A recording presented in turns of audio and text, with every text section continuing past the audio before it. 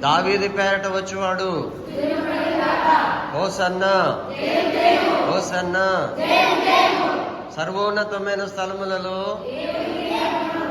సర్వోన్నతమైన స్థలములలో హోసన్నా.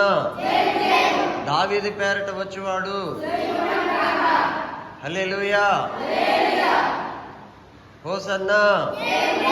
జయం జయం జయం జయం. హోసన్నా. దావీదు పేరట వచ్చువాడు.